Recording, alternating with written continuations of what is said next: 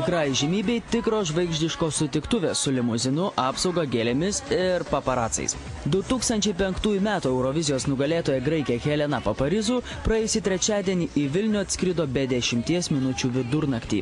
Dar prieš atvykstant žvaigždei į Lietuvą keletą savaičių netilo kalbos apie didžiulius jos įgeidžius bei reikalavimų sąrašą koncertų organizatoriams. Vien specialų garso pultą, be kurio Helena nesutinka koncertuoti, iš Graikijos teko skraidinti per Rygą. Dar po atlikėja paprašė meniu be jūros produktų, nes jiems yra alergiška. Tačiau vos išlipusi iš lėktuvo ir apsaugos bei koncerto organizatorių lydima link limuzino, Paparizou atrodė paprasta ir mielai flirtavo su LT paparacų kamera. Ar galiu rūkyti viduje? Galim rūkyti viduje? Galim. Cigaretė, gardi vakarienė ir geras miegas. To visuomet po skrydžio pageidauja Eurovizijos nugalėtoja. Nors kai limuzinas žvaigždė atvežė į sostinės senamiestyje esantį 4 žvaigždučių viešbutį Ramadą, laikrodis rodė jau beveik 1 nakties, tačiau mums pavyko sužinoti, kad vos įsikūrusi savo apartamentuose, ji su sužadėtiniu nuskubėjo vėlyvos vakarienės. Koncertuoti į Lietuvą Helena Paparizou pakvietė 5-ąjį gimtadienį švenčiantis Testuras. Jo vadas Martynas Laivys LT paparacams prasitarė, kad prisivilioti žvaigždę į mūsų šalį buvo be proto sunku. Intensyvios dėrybos truko kone metus, o galutinis patvirtinimas, kad ji tikrai čia koncertuos, buvo gautas viso labo prieš porą mėnesių. Nemažai tai buvo reikalavimų ir intrigų, bet aš apskritai gyvenime problemų nematau, tai per mano prizmę žiūrint tai nedaug. Daugiau buvo nervų ir neiškumo. Gerai jau gerai, pamirštam tas problemas.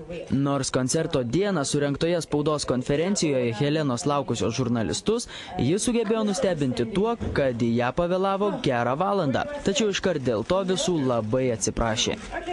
Jei spaudos konferencija būtų vykusi viešbutyje, būčiau vėlavusi tik 10 minučių, nes nežinojau, ką apsirengti. Tačiau ji vyksta čia. Žodžiu, labai atsiprašau už vėlavimą. LT paparacai vieninteliai gavo ekskliuzyvinį Helenos Paparizou interviu televizijai. Ar prieš 3 metus iškovota pergalė Eurovizijoje labai pakeitė 27 atlikėjos gyvenimą? Dabar žmonės mane kur kas labiau atpažįsta. Ypatingai graikai manimi didžiuojasi. Jiems tapau tarsi nacionaliniai heroje.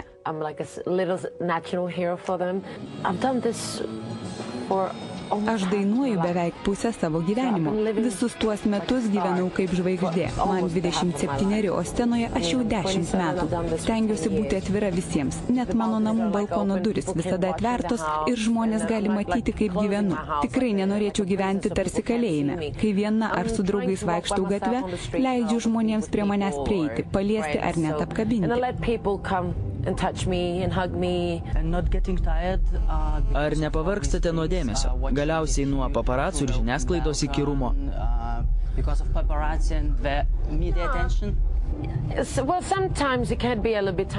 Kartais tai gali varginti, nors ne, tai labiau baugina nei vargina. Niekada nežinai, kada paparacai gali pasirodyti.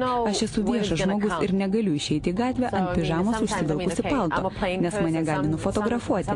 Bet tai nėra didžiausia tragedija, kad paparacai tyko aplink mano namus. Į Lietuvą kartu su Helena Paparizou atskrido dar 29 jos komandos nariai. 6 muzikantai, tiek pat šokėjų ir net 17 techninio personalo narių. Beje, kartu atskrido ir jos sužadėtinis Tonis Mavridisas, kuris yra ir Helenos prodiuseris. Esate susižadėjusi 9 metus. Kada galima tikėtis vestuvių? Visada sakau, kad širdyje jaučiuosi ištekėjusi. Man svarbu ne priesaika bažnyčioje, bet viduje. Dievui jau pažadėjau, kad būsiu su tuo žmogumi iki gyvenimo galo. Ir to pakanka. Tikiu, kad didžiausia bažnyčia yra kiekvieno mūsų širdyje. Kaip teigia organizatoriai, Vilniuje surengto koncerto klausėsi apie 9 000 žmonių. Ir paskutinis klausimas. Kokia yra jūsų grožio paslaptis? Dietos, plastinės operacijos, sportas, o gal visą tai kartu? Nieko panašaus. Didžiausia paslaptis - miegas ir daug geriamo vandens. Plastinių operacijų nesu pasidariusi. Galbūt kai pasensiu ir man bus kokie 45, pasitempsiu veidą. Dietos mes gyvename tik kartą, todėl turime valgyti tai, kas mums patinka. Bet visko turi būti su saiku. In small amounts.